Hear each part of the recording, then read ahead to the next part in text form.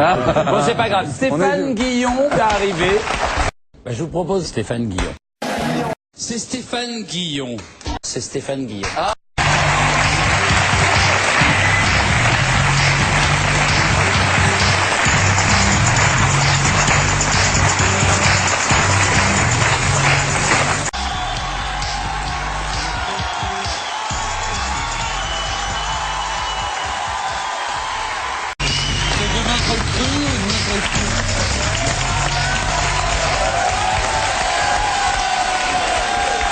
Bonsoir Stéphane.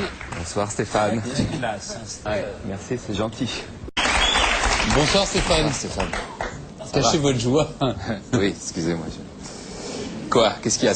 Non, non, mais voilà. Bonsoir Richard. Bonjour Fabrice. Bonsoir.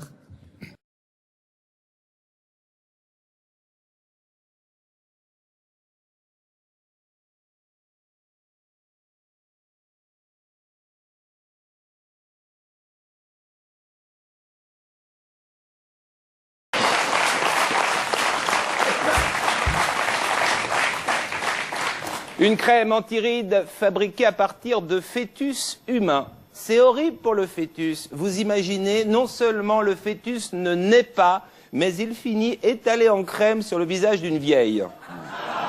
Doit descendre 6 étages. Que les générations futures ne... Nicolas, j'ai une histoire drôle pour vous. 2 Arabes sont dans une voiture. Qui conduit? La police. Comment ça, c'est raciste? C'est de l'humour. Non, non, je voulais pas dire que tous les Arabes sont des délinquants. Je me moquais de la police. Je voulais dire que les policiers, c'est des vrais gosses et qu'ils se battent toujours pour conduire. Vous me connaissez, Nicolas. Jamais dans ma bouche, il pourrait y avoir le moindre propos ambigu sur les bougnoules. Enfin, les... Ah! C'est quoi déjà le terme pour les désigner sans qu'ils nous fassent un caca nerveux? Maghrébins, voilà, les Maghrébins. Nous sommes en l'an 2011. Le prince Jean Sarkozy se sent à l'étroit dans son domaine de Puteaux. 160 hectares de terre s'étirant entre Puteaux et Courbevoie. Il brigue désormais la présidence du Conseil général des Hauts-de-Seine, le département le plus riche de France. Le roi Nicolas a tranché en sa faveur. Ce sera son cadeau de Noël. Afin d'organiser l'élection du fils, toute l'aristocratie de la Sarkozy a été convoquée au palais. Arrivé en dernier, le prince Jean déboule dans la cour de l'Élysée sur sa monture. Un magnifique scooter 125. Très pressé, il a encore embouti plusieurs voitures de manants. Des gueux qui ont osé emprunter la même route que lui.